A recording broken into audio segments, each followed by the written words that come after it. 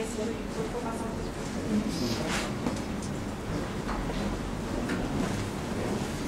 Boa noite, bem-vindos ao Vômito e Não, Seminário Práticas Antropoêmicas na Cultura e na Arte. Vamos começar o terceiro dia de debate, hoje, que é a subversão e resistência no campo da arte, com o professor Dr. Ricardo Bajubal, docente de programa de pós-graduação da UERJ, e o Firmeza, mestre na ECA da USP e professor da Universidade Federal do Ceará. Para começar, eu sou o Odeir Rocha, mediador da mesa, discente do programa de pós-graduação, e dá a palavra ao Ricardo para começar.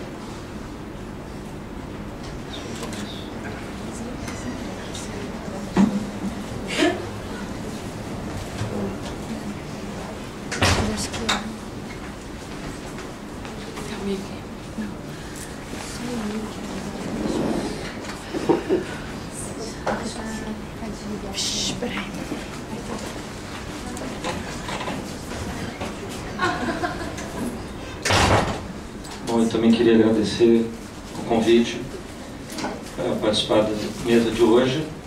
Eu soube ontem que eu estava convidado para ser mediador, né? Então estava nessa expectativa de fazer um meio campo, né? Entre os dois, entre o Yuri e o Vogler, mas como o Vogler não pôde vir, ontem me pediram para fazer uma fala, então vou falar um pouco de improviso. Na verdade, eu não preparei um texto, trouxe aqui algumas anotações assim, espalhadas e tal, e vou tentar, não sei, reagir um pouco ao tema do encontro. Não sei quanto tempo a gente tem para falar, tem um debate, como é? 30 minutos, depois tem. Depois o Yuri fala. Então, eu vou, enfim, acho que trazer algumas ideias assim, um pouco recolhidas, né? Acho que é legal ter luz aqui. Não, é desligar o vou falar umas ideias meio recolhidas, assim, vou tentar reagir à circunstância aqui do evento. E, enfim, esperando contribuir para o debate. Bom, o tema é subversão e resistência no campo da arte.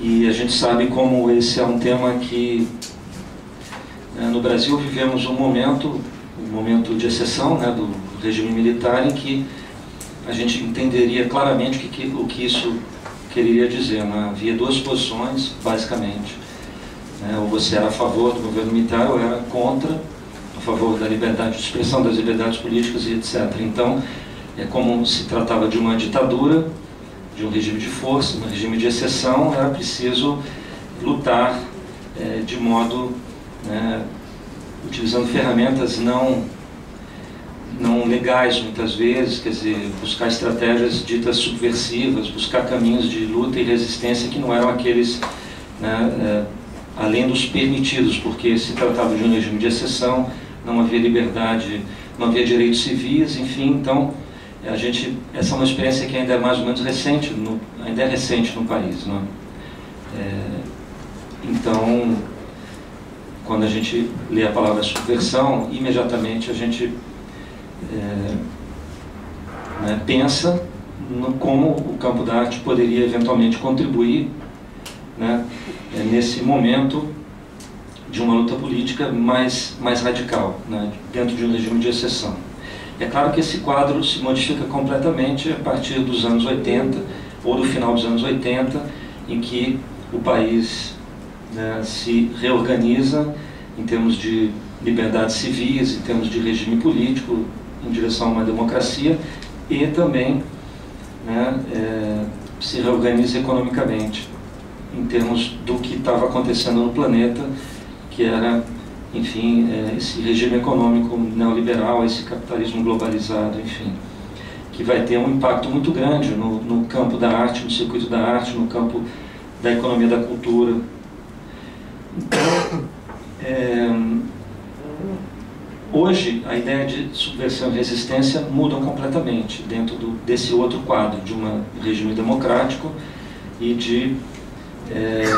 dentro dessa outra economia da cultura. Então, é claro que esses termos vão ter que ser, né, redimensionados, porque se trata muito mais de buscar uma maneira, né, dos trabalhos acontecerem, né, e compreenderem as suas mediações muito grandes dentro de um circuito que é um circuito de arte hipertrofiado, né? Quer dizer, tem muitas e muitas camadas, e é com isso que esse artista, enfim, tem que lidar. Então isso acho que é uma primeira aproximação, né? Numa entrevista que eu acho curiosa, né, que o editor Sérgio Com fez com o Antônio Risério em 2008, que eu achei na internet, enfim, no site Terra, o antropólogo Antônio Risério comenta as relações da contracultura com, né, aquela a luta política dentro do regime de exceção, né, a luta armada, a esquerda armada, enfim, a militância política versus a contracultura. E ele termina a entrevista com a seguinte imagem que eu acho muito curiosa e que faz a gente um pouco pensar nesse outro momento, enfim, diferente desse que a gente vive agora, né? Ele termina a entrevista dizendo assim, comparando a distância entre a Granada e o LSD. Ele diz assim, a última frase da entrevista literalmente: se alguém quiser checar a dessemelhança extrema entre uma coisa e outra, basta ler o mini manual do guerrilheiro urbano de Marighella ao som do primeiro disco dos Novos Baianos. Eu acho uma imagem engraçada, forte, né? Porque, enfim, mostra mundos antípodas, né? E o cenário que a gente vive já é um cenário, né, em que a luta política tem que se transformar em relação ao circuito de arte e sua relação com a sociedade. Mau contato. Troca o microfone. Alô? Alô? Bom, tem uma expressão, não é? Quer dizer, enfim, também que vem do mundo da cultura, enfim, urbana, não é? Que eu já vi a Sueli Rolnick trazer algumas vezes. Ela traz o estribilho, o refrão punk, está tudo dominado, né? Quer dizer, para indicar um pouco essa outra relação que a gente estava falando, né? Do regime democrático, dessa economia da cultura, dessa complicada economia da cultura, e como dentro dessa economia da cultura, né, frente a um circuito de arte que é muito cheio de mediações, né, como que as nossas ações poderiam adquirir alguma força, né, de resistência ou de alguma força política frente a um quadro que é muito complexo, né? Ou seja, a gente tem um evento, temos os patrocinadores do evento, temos uma série de camadas que vão amortecendo a relação do trabalho, né, do artista com o evento. São sempre, né, camadas e camadas que a gente tem que ir vencendo.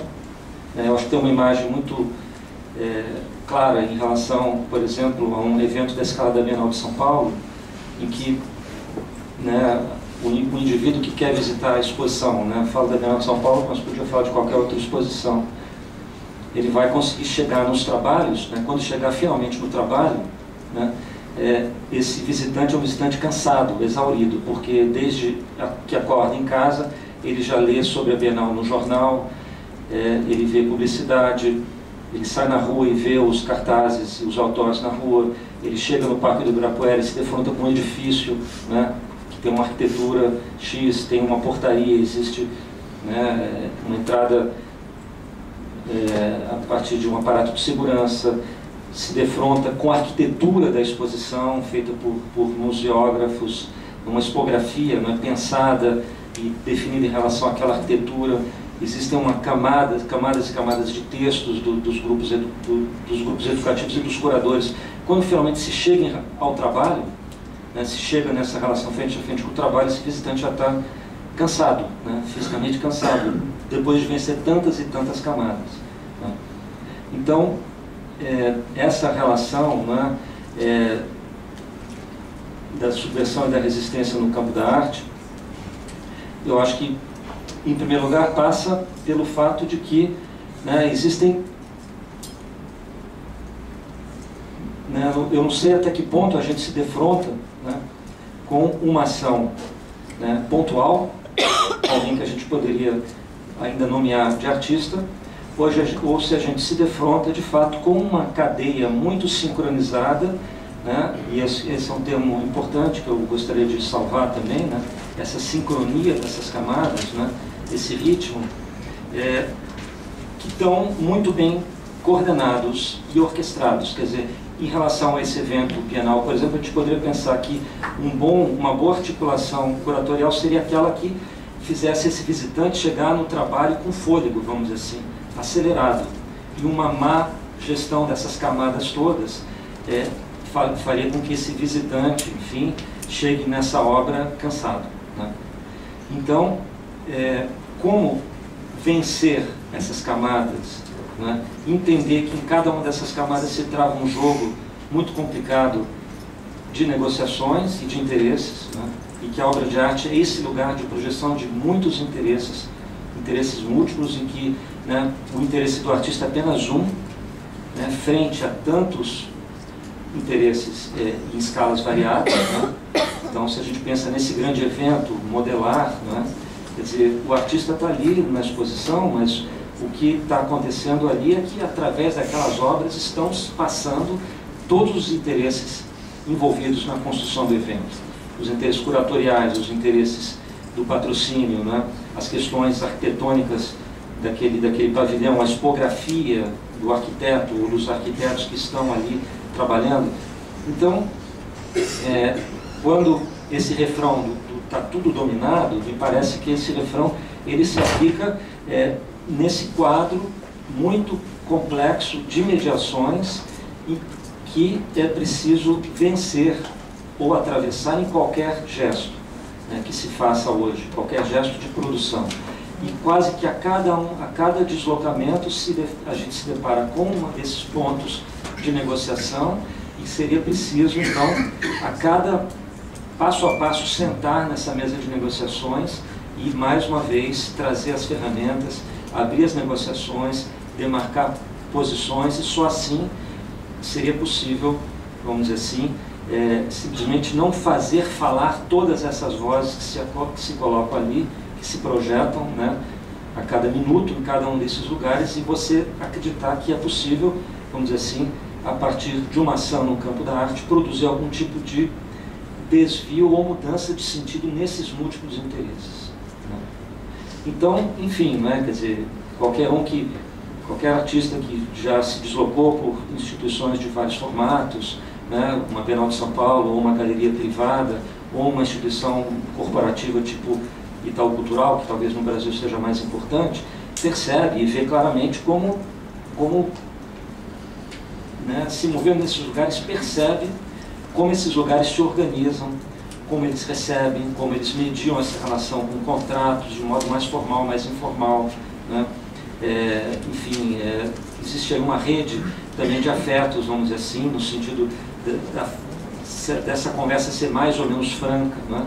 Mas de qualquer maneira conseguir reconhecer que em cada um desses pontos, né, se projetam tantos interesses, eu acho que vamos dizer assim, um ponto a favor, né? Quer dizer, algo que favorece essa autonomia desse deslocamento, e não simplesmente ser uma partícula sendo deslocada, né, sendo empurrada por essas forças que são muito veementes, né, e empurram para cá, para lá, né, criam demandas e criam interesses, são forças de sedução, enfim.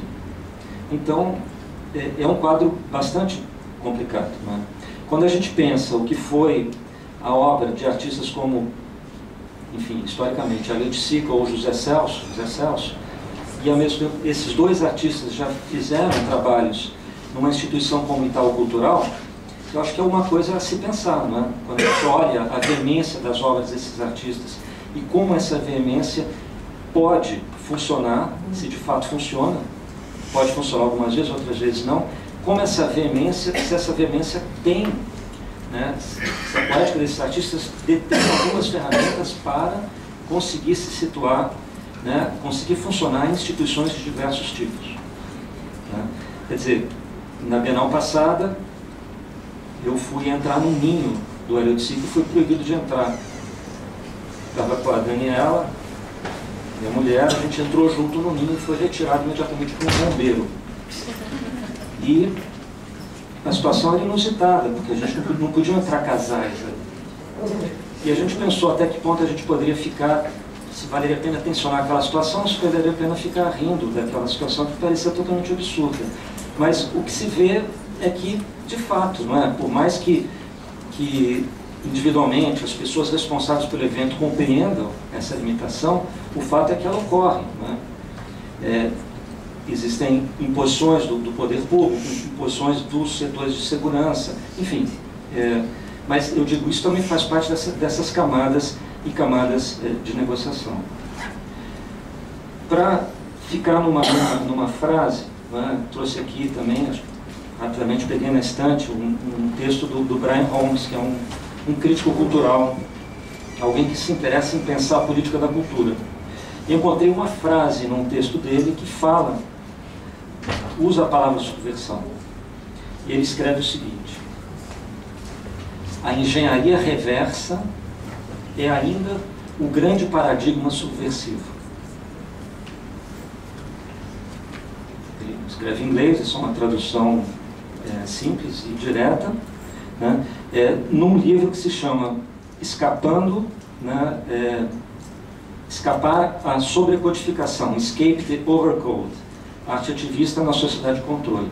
Ele acredita que, para ele, a ideia da engenharia reversa vem a ser exatamente compreender, né, essas questões de rede, né, como essas instâncias todas são articuladas, esses diversos personagens, né, se articulam, quer dizer, esses personagens não são exatamente o mal ou o bem, quer dizer, a gente não está numa situação dicotômica. Quando eu citei o exemplo da instituição corporativa, ou falo da Bienal de São Paulo, ou a gente pode falar de uma galeria privada, a gente não está colocando essas instituições naquele quadro simplificador e simplista do certo e do errado, né, como seria o quadro, enfim, do regime de exceção, em que as coisas ficam muito simplificadas, a gente perde as nuances, porque você tem que ser ou contra ou a favor, né? E aí se torna um combate muito simples, muito sumário, e felizmente a gente está, né, numa etapa posterior a isso, e a gente pode trabalhar com uma questão muito mais cheia de ambiguidades, muito mais complexa e difícil, sem dúvida, né? Então, se a gente está falando da subversão e da resistência, é porque se acredita que a obra de arte guarda esse tesouro, de alguma maneira, historicamente. Que a obra de arte guarda uma capacidade de estabelecer antagonismos, de criar, né, lugares de contrariedade, de problematização. É uma das ferramentas, seria uma das ferramentas mais valiosas que a sociedade dispõe de tornar os debates mais complexos, de fugir da simplicidade dos debates. Recorrer à obra de arte para mostrar como as coisas têm muitas camadas, né? Então, quando eu falei dessas camadas e camadas e camadas, isso é próprio da obra de arte. Então, não é estranho, e eu falo dessas camadas sem nenhum saudosismo também, no sentido de que então devemos voltar a um momento sem camadas, em que eu possa encontrar a obra de arte na minha frente de modo puro. Não estou falando isso, não acredito em nenhuma volta simples desse tipo, né? E eu me pergunto de fato aonde está a obra, se ela está ali, né, naquela chegada exaurida no pavilhão, em que a gente já está sem fôlego, ou se a obra, ela de fato, né, tem que estar também presente em cada um desses lugares, até chegar ali, né, quer dizer, desde do contato com a publicidade do evento, quer dizer, como o artista pode estar ali presente. Claro que a gente pensa em artistas tipo Montadas, por exemplo, que trabalham com a mídia, ou tantos outros artistas, quer dizer, cada uma dessas etapas pode ser trabalhada, né, desviada por certas obras ou por certos caminhos e tudo mais. Mas, então, é claro que o tema da subversão e da resistência no campo da arte é um tema caro ao campo da arte. Porque se a obra de arte não tiver, né, não guardar nenhum tipo de antagonismo na sua construção, enfim, desde os mais simples até antagonismos mais complexos, ou seja, uma capacidade de produzir problemas, a gente teria a obra de arte apenas entregue a um entretenimento, né, talvez, por um lado, né, ou a uma certa economia da cultura em que a obra é tratada como mercadoria. Talvez, enfim, 80% dos consumidores da cultura não consigam mais diferenciar, né, o que é uma obra, um produto cultural, enfim, se a gente pode dizer assim, um produto de consumo. Podem ser capazes de não gostar do filme e descer e querer o dinheiro de volta na bilheteria, por exemplo, no sentido de que o freguês sempre tem razão, né? Quer dizer, então, quando a gente está, né, o tema do debate de hoje é um tema que não é visto, claro, com estranheza em relação ao campo da arte, né? A gente sabe que na tradição das vanguardas, como a vaia era importante, né? Como artista ligado à vanguarda, tinha certeza que sua obra só teria uma eficácia se criasse um antagonismo e se produzisse a vaia, a relação antagonista, e não exatamente o aplauso. O artista moderno, vamos assim, fazendo uma caricatura, né, mas isso não está longe da verdade, ele ficaria mais satisfeito, né, sendo vaiado do que sendo aplaudido, por exemplo. E hoje a gente vive um regime, não é, esse regime coordenado, essa outra economia da cultura, em que, por exemplo, a vaia, né, quase que desapareceu, né? Quer dizer, existem mecanismos de uma pragmática muito eficiente que a gente vai, né, faz parte da carreira do artista, conseguir fazer com que o seu trabalho vá galgando e galgando etapas e etapas, né, da maneira mais bem sucedida. Em qualquer uma dessas paradas do antagonismo pode ser prejudicial, entre aspas, é claro, a uma carreira no sentido clichê da palavra, não é? Então, é claro que certamente todo mundo aqui, enfim, entende perfeitamente que a obra de arte é algo que também se coloca nesse lugar da produção de problemas, né? Então, quando o Brian Holmes situa numa frase assim muito curta e seca, né, no correr do texto, ele identifica o paradigma subversivo, essa engenharia reversa, né, ele está entendendo que seria importante compreender como esses mecanismos hoje se constroem, né, como a gente, toda vez que lida com um circuito de arte, a gente faz parte desse circuito, a gente não está fora desse circuito, e que para simplesmente não ser capturado por um automatismo dessas relações, que hoje são muito bem articuladas, muito bem costuradas, ou pelo menos existem, né, quer dizer, várias escalas dessa articulação, dessa costura, é claro, né, quer dizer, se a gente não tiver uma compreensão desses mecanismos, o nosso trabalho é simplesmente apropriado por esses múltiplos interesses. Agora, isso não é uma relação tão simples, não é? Eu, antes de sair daqui, imprimi, não é, a lista de patrocinadores dessa Bienal de São Paulo, da qual eu participo. Então tem uma lista grande, não é? Tem o principal patrocinador, é o Itaú, depois temos o patrocinador educativo, Gerdau, Eletropaulo, Bloomberg, Votorantim, depois tem Oi, Petrobras, Mercedes-Benz, Redcard, Klabin, McKinsey & Company, Sesc, FAAP, ABC Brasil, Apoio, Banco Paulista, Duratex, Grupo Pão de Açúcar, Iguatemi São Paulo, Microsoft, Banco Fator, CSU, Air France, Sempre Toshiba e por aí vai. Quer dizer, não quer dizer que eu, como artista que eu estou expondo na Bienal, simplesmente vou fazer a minha obra de arte ser algo que ilustra de uma maneira simples, né, como um patrocínio de luxo, cada uma dessas empresas. A relação não é tão direta assim, mas evidentemente que eu, como artista participante, eu tenho que entender como o evento está sendo construído por essa rede de patrocinadores, e que de alguma maneira eles reconhecem esse evento como legítimo e acreditam que essas vozes também estão ali presentes, né? Que esse evento também traz essas vozes. Então temos um evento, né, que de modo não simplista traz a voz de diversos artistas, né, traz os discursos curatoriais, traz a construção arquitetônica da museografia, que é pré-determinada e que foi negociada de maior, de menor, melhor, pior ou melhor maneira, bem ou mal, enfim, cada um com a sua capacidade de negociação com os diversos artistas envolvidos, né? Enfim, e os próprios artistas que ali, no meio desse evento, acreditam que, vamos dizer assim, ainda, né, podem proporcionar um encontro com um visitante genérico qualquer, né, que vai nesse encontro com a obra se envolver numa intensidade tal que pode ser transformado nesse encontro. Então, enfim, quer dizer, compreender a dificuldade desse caminho, né, o tempo disso, porque esse também não é um tempo imediato, evidentemente, né?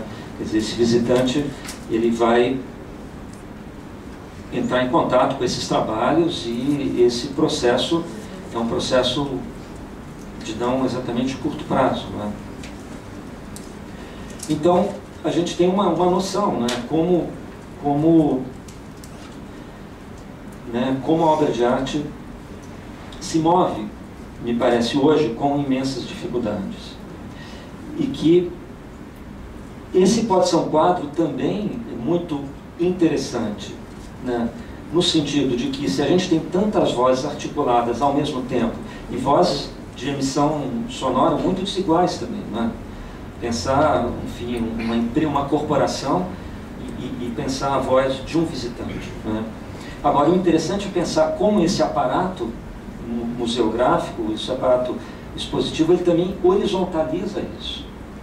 Então, de alguma maneira, naquele momento, essas vozes podem, né, se colocar no mesmo plano de enfrentamento, né? Então, esse é um lugar em que talvez, né, esse visitante tenha ali, né, o mesmo aparelho de amplificação da sua fala que todas essas instituições que estão ali, né, também construindo o evento.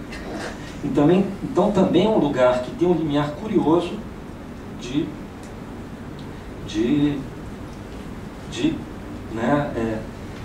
engenharia reversa, vamos dizer assim, né? Quer dizer, o Brian Holmes está preocupado como esses vários interesses eles sobrecodificam, né? Eles são capazes de, nessas etapas de negociação, impor os seus valores e as suas questões, né?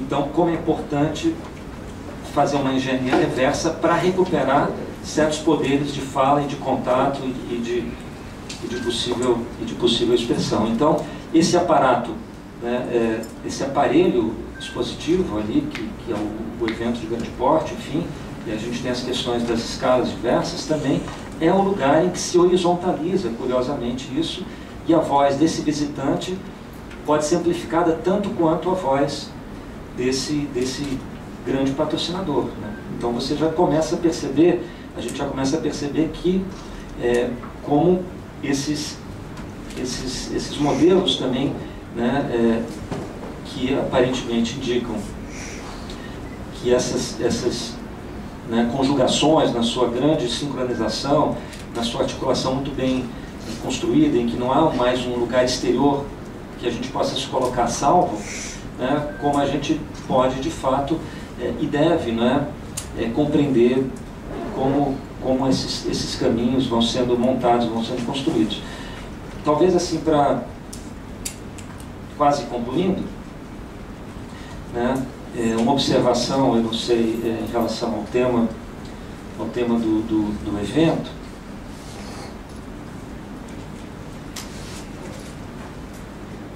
Quase concluindo, né, enfim. Já que eu falei da Bienal, eu vou comentar aqui um comentário que eu fiz numa entrevista sobre a Bienal, em que a pergunta é sobre a presença do trabalho na exposição, e eu respondi da seguinte maneira: o trabalho proposto procura compreender a presença do público e sua circulação pelo pavilhão modernista, sabendo que a Bienal de São Paulo é um evento de grande porte, de moldes espetaculares, com patrocinadores fortes do campo da economia privada e estatal. Não é fácil mover-se ali, preservar o trabalho frente a essa configuração imponente, que facilmente se sobrepõe às obras que estão ali dispostas. Hoje, tem-se sempre a impressão que qualquer evento é maior e mais importante que as obras e artistas que ali se encontram. E não é simples reverter esse jogo, construindo gestos de importância que minimamente desviem os ritmos previstos e sincronizados. Mas eu diria, vale a visita, pois afinal somente o visitante pode produzir alguma diferença em seu encontro com o que ali se oferece, mesmo que a longo prazo. Então temos assim um curioso espectador anônimo, né, como um potencial elemento, né, subversivo, visitante da exposição. E em relação aos temas aqui propostos da antropofagia, da antropoemia, me parece que o interessante, também não vou me estender mais, não sei como é que está o meu tempo. Um pouquinho. Eu acho que bom, queria parabenizar os organizadores do evento, enfim, pelo senso de oportunidade, no sentido de fazerem um evento tão instigante, não é? Mobilizando interesses e mobilizando as pessoas em discussões assim, interessantes. Eu desconfio também dessa antropoemia, desconfio um pouco desse vômito purificador. Talvez eu acho que a antropofagia é mais instigante, mas, enfim, coloco aí para somar os debates. Fico tentando entender esse vômito, preciso compreender melhor o que vocês quiseram, como vocês quiseram colocar, a partir do gesto negativo, mas o que eu acho importante é deslocar a ideia da antropofagia do modelo modernista da construção de um Estado, de uma política de Estado, e recuperá-la como um devir minoritário, que não quer mais tomar um poder. E, portanto, né, a antropofagia, quando ela foi recuperada pelos poetas concretos em São Paulo, pelo tropicalismo, já não era com esse plano, né, do Brasil versus o mundo, né? Já era o Brasil e o mundo. Então, eu ainda acho que a antropofagia é uma estratégia instigante no sentido desse devir minoritário, de buscar criar problematizações sem a ideia de uma política totalizadora de país, né? As linhas culturais, elas não se superpõem às linhas políticas. Hoje, talvez, a gente, né, como artista, como intelectual, né, digo, intelectual público, que é o artista, não é? Pesquisador, enfim, talvez a gente se articule com parceiros que se agrupam em outros contornos culturais que não correspondem ao Brasil, né? Nem à América Latina, nem à Europa. Quer dizer, se a gente pegar esses nossos parceiros, né, com quem a gente dialoga, a gente vai ter outros contornos de nações assim, supra ou infranacionais, que são comunidades que não correspondem aos países, e portanto, eu acho que vejo como que o importante é a articulação desses grupos e não tanto as políticas, né, identificadas com, no caso da antropofagia, com o Brasil exatamente, mas com essa construção de grupos de afinidade a partir de certas questões, enfim, subversão, resistência, enfim, de certos antagonismos, né, com os quais, a partir dos quais vale a pena se agrupar. E em relação a essa antropoemia, a imagem que eu consegui construir, e aí eu vou também trazer de um modo muito abrupto, a partir também de um contato que eu tive a semana passada com o Ifta Pellet, um artista brasileiro de Israel. Ele nasceu em Israel, mora no Brasil, trabalha no Brasil, enfim, a gente não sabe se ele é brasileiro, israelense ou alguém que, né, ele vive e trabalha no Brasil. Mas o trabalho dele lida com a saliva. E ele estava mostrando uma série de imagens de trabalhos em que ele pede para o participante lamber ou cuspir, ou colocar saliva em certos lugares. E a imagem que me veio mais forte lugares da obra dele, né, em certos pontos específicos. Eu não vou ser capaz de descrever aqui com propriedade os trabalhos, nem tem ilustrações, só tenho essa referência forte. E na nossa conversa, a imagem mais forte que apareceu foi a imagem, né, do inseto, dessa digestão de um inseto que se coloca fora do corpo. O inseto não digere os alimentos no estômago, mas coloca todos os líquidos digestivos para fora, sobre o alimento, e faz essa digestão exterior. Então, assim, eu achei que essa imagem dessa antropoemia me veio nesse lugar estranho, né, dos insetos, e trazendo aí umas referências curiosas de uma série de pensadores que estão pensando, né, esses lugares assim, não sei exatamente como nomear sem trazer esses termos do pós-orgânico, enfim, tentando pensar agrupamentos coletivos como enxames, como, enfim, que são próprios de outras criaturas aí do mundo, que seriam os insetos. É uma coisa estranha que eu estou falando, mas quando eu vi a antropoemia, me veio essa imagem do trabalho do IFTA e veio esse reviramento para fora, digestivo, não tanto um vômito assim, que parece assim uma digestão mal resolvida, ou um processo de purificação, que eu acho muito perigoso a gente falar em purificação, né, exatamente a partir, né, pelas consequências tão sérias que isso teve assim, na primeira metade do século. Eu acho que as misturas são muito mais interessantes, e eu acho que eu entendo essa antropoemia não tanto como esse vômito, mas como essa digestão para o lado de fora do corpo, em público, vamos dizer assim, sem qualquer profundidade assim, interior, inatingível, enfim, como se a gente fosse uma dessas camadas também para a gente digerir em grupo, né? Acho que é mais uma digestão coletiva. Isso eu acho uma imagem interessante, não o alimento individual, mas, né, a gente está comendo cada um pedaço daquela comida, mas é como se fosse um banquete coletivo, mas uma gestão exteriorizada, enfim. É uma imagem um pouco aberrante, mas eu acho que aí fica interessante esse dado externo. Então, acho que era isso que eu tinha para falar.